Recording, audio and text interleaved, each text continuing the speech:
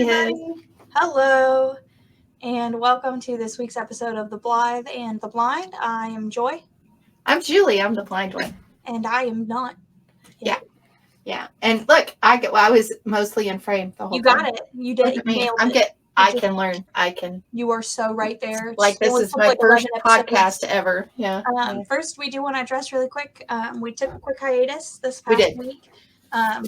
Things just happened. Life happened, and all of a sudden, we realized we need to take a day to. Yeah. Or a few. Yeah.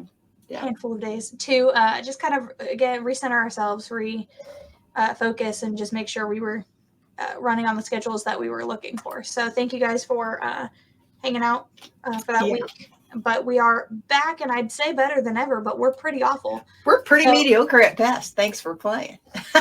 If we can give you a chuckle, that's something. Well, we laugh at ourselves. That's really all that freaking matters, y'all. Yeah, that's all that matters. So yeah, last week was I hit a rough spot. My body said stop, so I did. Mine always says stop, so I finally was like, yeah, I guess so. Yeah. So I looked at her at one point and I went, yeah, it's not. No. And I can't sit in that chair. I can't do it. And we know last week, a couple episodes ago, we were telling you about stories, dumb things, misconceptions, just kind of overall weird interactions we've had with people. Yeah, and we only scratched the surface, so we'll circle back around to that. A lot of scraping happening right now. Yeah. But for this one, we wanted to acknowledge a little bit better the fact that it is Disability Pride Month. It is. We're still in it. It's the end, but we're still there. Akin to LGBT Pride Month. Yeah, it's not just 2 weeks. It is a month-long thing. So we like to make sure we are recognizing it and in some way kind of contributing as much as we can to Disability Pride Month in whatever way we can. For our way, it's just talking at a camera and people see it later. And quite honestly, it's not always rainbows and lollipops, y'all. And I know, much like other people out there, sometimes all you present is like, yeah, I'm great and I'm doing fine and me against the world and life is so great. And I try really hard not to just show that part. I'm that mom that like takes that picture of the great picture and then shows the crappy background. Typically I'm like, yay, picture, chink, and then I take another one and it's all the stuff, right? So last week was one of those where it was not rainbows and lollipops, and we took the time off, but not really. We took it off from the podcast, at least. Yeah, from this. I did sit for a while. I think I sat like a whole day or something, or most of a day. I mean, you needed a break. Yeah, I have quite frankly been, as my husband likes to tell me, overdoing it.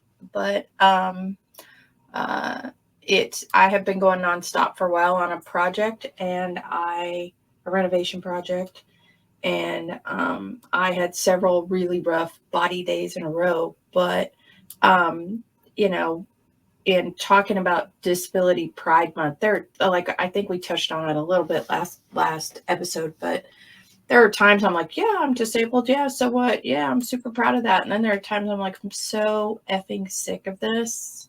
And I know you get that way too. Like if you got to explain it to one more person, if I got to say this one more time, if I have to, especially those who are supposed to know better, right? Well, and I actually had one of those conversations today, even with a really good friend of mine. They've been friends with me, like we've been friends since middle school. So I mean, it's been a little over a decade at this point. Actually, we did the math. We're not very fun people, but we sure are data oriented. That's a lie. She's fun. Yeah, I am not, and that's okay. Well, you are different.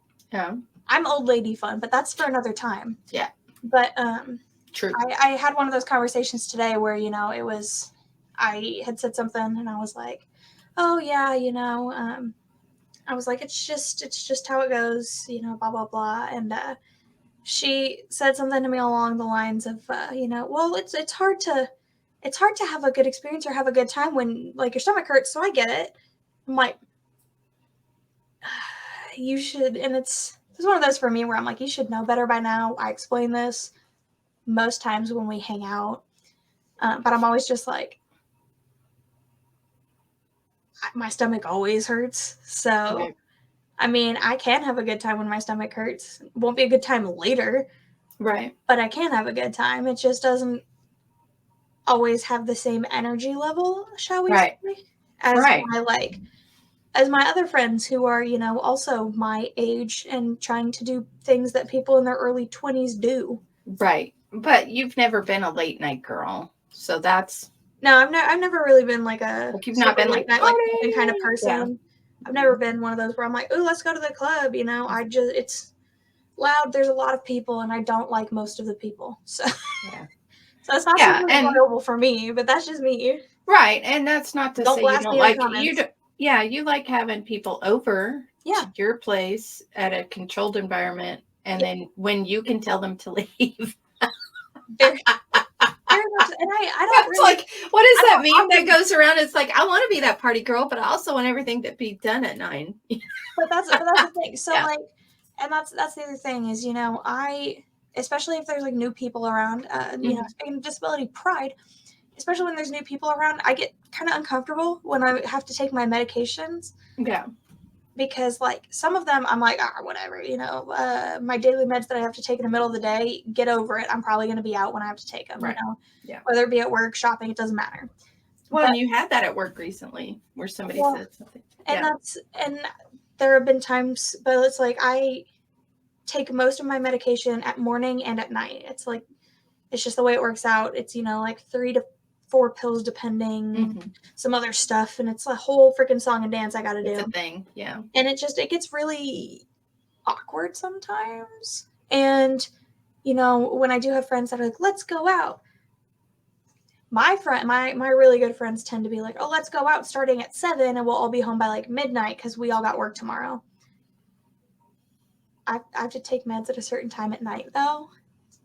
So that pushes it back. And so halfway through the night, I'm just sitting there like, oh my God, I hate being here right now. And it's not just a self-conscious thing why I don't take them while I'm out. It's because there are certain meds that, honestly, it helps with my asthma. So I try and take them before I go to bed because that way I don't wake up not breathing, because that's not fun.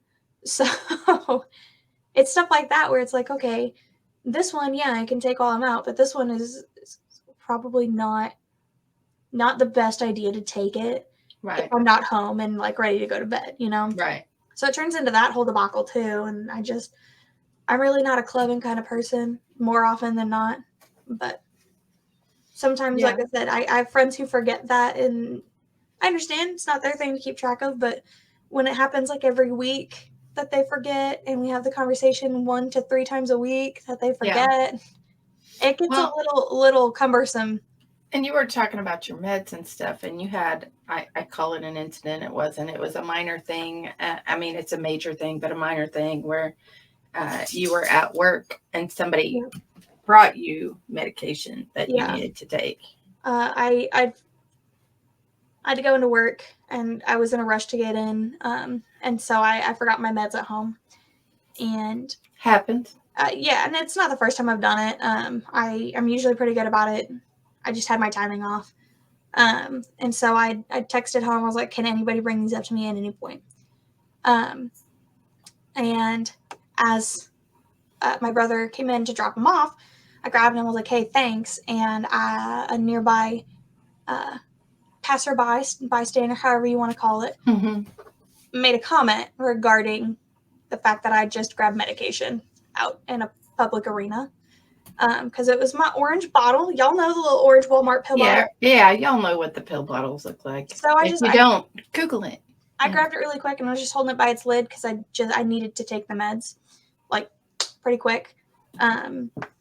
And so as I was going, they made some snide comment about, you know, basically like doing drugs or like you shouldn't do that in front of people and whatnot. And I'd had it that day, y'all. I was having a rough day.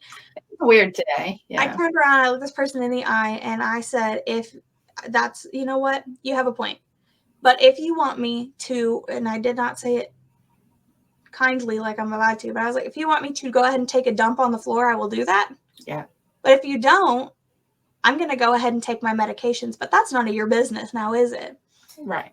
And they got very quiet. We had a regular person in who was with the people who made the comment. And one of the regular came up and was like, hey, I'm so sorry for them. Like, I don't know what possessed them to say it. I'm like, you don't control them. I don't blame you. Right. And they're like, well, I brought them here. I feel bad. And I'm like, okay, well, first of all, you still don't control them. But right. I do appreciate that you're at least trying to amend this situation. The people who made the comment wouldn't look me in the eye for the rest of the time they were there, and also never apologized. But it's things like that where sometimes, it gets me a little like, this is why I don't take my meds in public. Right. Why I don't mess with it when there's. It's almost like confirmation that well, you shouldn't do things you need to do for your better health or for your welfare. Right. So like this isn't a medication thing, and I may have said it before, I don't remember, but when I'm out in public, and I'm having a really bad eye day. So if I'm out in public and I've got my cane and I've got everything else going on, I don't always get my phone out and look at it. And I just don't do that for other people, not for me. Which in my several years of therapy with becoming with my vision loss, even my therapist is like, why, F them, who cares, right? My therapist even was like, that's a them problem. I'm like, yeah, but I hear it. And she goes, so my therapist is almost totally blind, and she was like, I use my phone all the time, and sometimes I use voiceover and other times I don't, but that's a them problem. And I'm like, nobody gets that more than I do, that's a them problem. But it saves so many headaches. Like, we were out today and you had asked me a question about, did I see whatever post? And I'm like, no, I didn't see it. And I purposefully did not pull out my phone because we were in a public arena. And it's not because I'm just don't want to do it. I would rather pull my phone out. It just saves so many questions and so many issues. It turns into a bigger juggernaut than it should be. But that's the other thing, and I know we've talked about this before, but I feel like it does tie in with Disability Pride Month. Is like, it's, somebody will ask you a question and you can tell when somebody's asking because they are curious and want to learn things.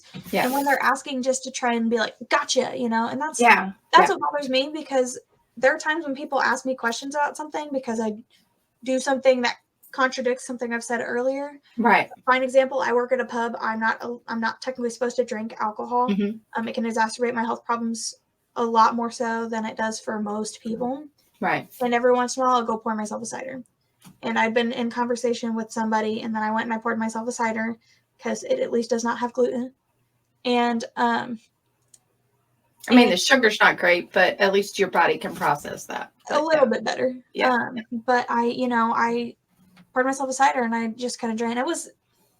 It was like a sampler glass for a flight of cider. Yeah. But once again, who cares, right? Like, that, you don't have to justify it. But what I'm saying, then you feel like you do, right? Right. And it was just this small glass, and it was somebody I'd been talking to, not another employee, thank God, but they were like, I thought you weren't supposed to drink. And all I did was I turned around and I said, it's a good thing you're my doctor. And I just drank it. And it's only because I get so sick of people telling me what I can or can't do. Right. When I know what I can or can't do. And I know when I'm doing something I'm a grown adult. I know when I'm doing something I'm not supposed to be doing. Right. Right. And I admit to myself, I shouldn't be doing this. And then you pay a higher price than anybody else would. Oh pay yeah. for And it. that's the thing. I do not, like, nobody else is affected by my bad choices when I screw up my stuff. Listen, you don't count, but happy Disability Pride Month. True story. I don't count. But you know what I'm saying? I do. it never becomes somebody else's Once problem. again, everybody, this is different. It never becomes somebody else's problem if I do Right. something I'm not supposed to, especially if I'm like eating something I'm not supposed to or anything else in public. And I have friends who are really bad about being like, well, I thought you weren't supposed to. Well, I thought this. Well, I thought, and I'm like, that's good for you. You used your thoughts I tend to retort on things like that. I get to the point where I'm like, well, I'm glad nobody judges all of your life choices. Well, and that's the thing. Like I said, I have some friends who do it because, I might not be thinking about it at the time, like getting tempura flakes on a sushi bowl. Shout out, Grace. Yeah. Aha. I got you did it. You did it. There's our Easter egg. It's not so Eastery eggy. And then, I mean, or, sometimes they do it because it's like, hey, do you recognize that that's like probably got something you shouldn't eat in it? Right. So, for example, there's one restaurant you can't eat at because everything they cook has not MSG, gluten. But gluten. It's a soy-based products. You can probably guess what restaurant it is. Yeah, which has gluten, and so it's one of those where it's. I mean, even today, their dad and I went to a place, and I knew very close by there was a place that Joy could get something to eat, but I didn't think about it, and we were sitting in said place, and the look of distraught flummox was across their face of and then after we had the conversation of I can't eat anything here, my dad, very caring, I appreciate the gesture, do you want a bite? And we had to be like, that's what the conversation was about, Chief. I still can't eat it. Yeah, I appreciate you can't have the protein either because it's still soy based. Yeah. I appreciate your gesture, Dad. I really do. Like, I really do. But it turned into one of those where I was like, dang it. And what sucks is I love their food. I know. So, like, once again, going back to the call out situation, right? So, like, we were, which we'll probably talk about in our next episode. We've got a couple shorter episodes this weekend and next week, but we've got a couple shorter episodes just because of the way life is right now. And so we were at an outing today, and it's a place I haven't been to in a really long time. And so of course I had my cane, and Joy was there, and Marty was there, and so avid listener, and so long time listener. Yeah, long time listener, first time caller. And if you know, you know. Anyway, so I had my cane, and it turns into sometimes a bigger deal, right, than it should be. So it turns into a bigger responsibility. It turns into a bigger conversation. It turns into a lot more discussion with strangers. So yeah, I don't always have the energy for it. So, and again, we've said it before, but if you're asking questions based on just like, I'm curious and I just want to see if you're willing to, share your experience, your understanding with me, that's different. That is, you can tell when somebody just wants to, and some people will come up to you and they'll ask a question. They'll be like, you don't have to answer that. I'm so sorry. That was just, I'm being nosy. I'm just curious. I got that on the phone the other day. I called into one of our vendors and got that the other day, where I was working on something for a client and had to get something done. And of course our vendors tend to say, you could rectify this online, because they have to say that stuff. And I tend to start off by saying, I know this is somewhere online. Clearly I've looked past it or missed it or whatever, but I really need to talk it through. And this gal was like, sure. And then she was like, wait a minute, have we talked before? And I said, yeah. I said, I'm visually impaired, so I know it's somewhere on your FAQ list thing of stuff. Somewhere on the site. So y'all know how an FAQ page works. Sometimes you see it really quickly, and other times it exists somewhere. was like 5 pages in or the something. Comments of another person's comment. Right. And I'm like, I know it's somewhere on there. And she was like, no, we've talked before. It is on there, but I'm going to tell you it's really hard to find. And I'm like, okay, it's not just the blind girl, you know? And she was like, no, it's really not. It's not just the blind. Wait, I can't say that. I was like, I mean, you can, but you're recorded. So, I mean, I get it. But, and then she asked a bunch of follow-up questions about different things, which I thought they were very good questions. And, but she did the apology thing, and it wasn't like a fake apology thing. I hate to ask you this, but, or I don't want to sound nosy, but she was like, may I please ask a couple questions? I was like, you ask me whatever you want. That's different, you know, than assuming things. Well, and that's the other thing is, again, we've said it before, you know, it's not my job to educate you on things. And if I and I'm going to say this straight to the camera, if I ever say, oh, I really shouldn't eat that, or no, I shouldn't do that, or whatever, and then I do it anyways, know that I'm doing it full well with the understanding of this is going to hurt me in X so much time. Right. Because the other thing for me that I take into consideration, especially because I have just a lot of stuff going on with my stomach, it's always, okay, how long is it going to take before this hurts me? Do I have the time to let it do the thing? Yeah.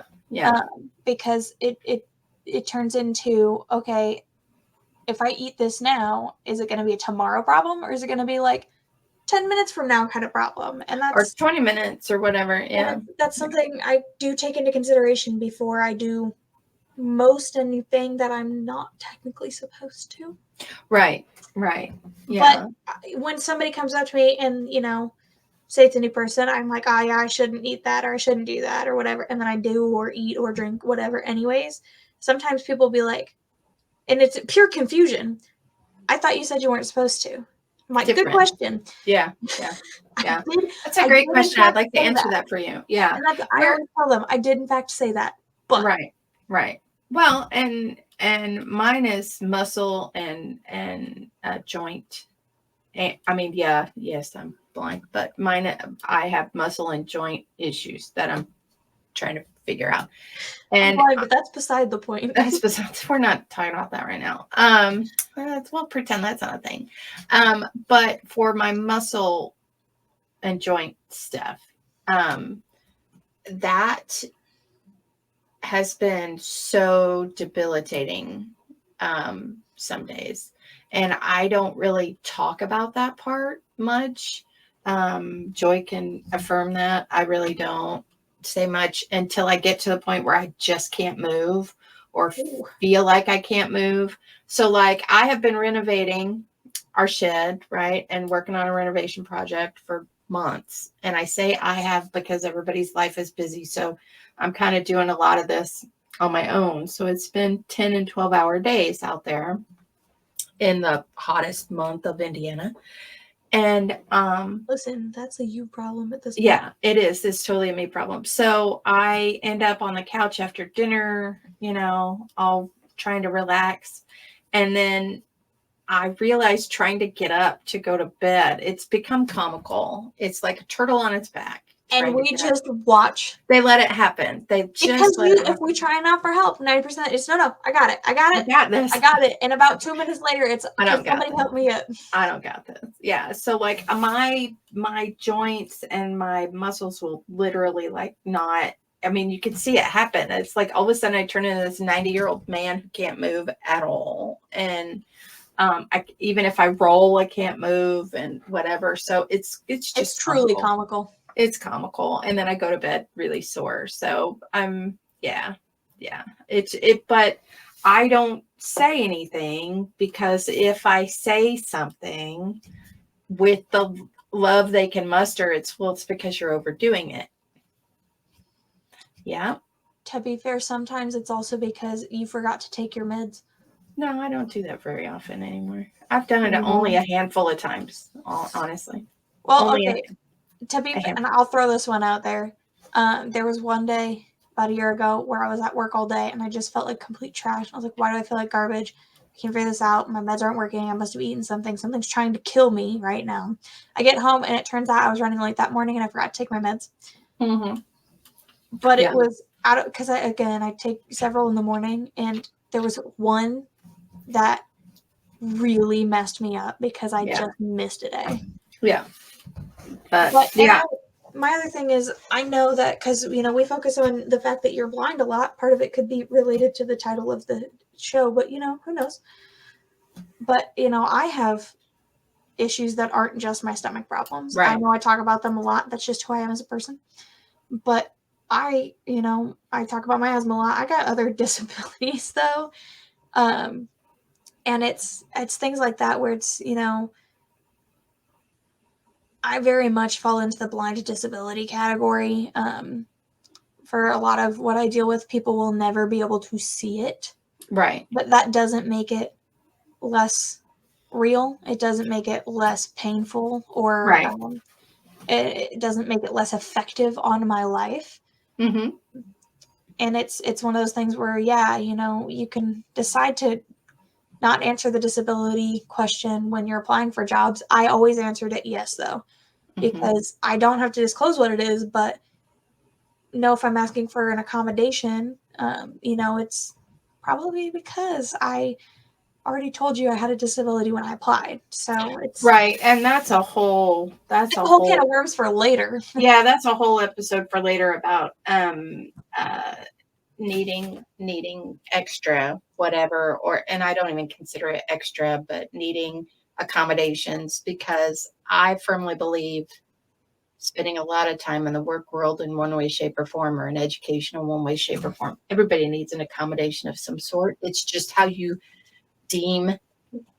what you deem to name it, Yep. And I use them all the time. For example, one of the things that the kids hate on my desk is it is the worst. It is the worst keyboard. If you are a fast typer, it's not magnified. That's my head. That's really this is my. If you are a fast typer, you sure as heck aren't on that. That's my keyboard, y'all. I hate it with a passion.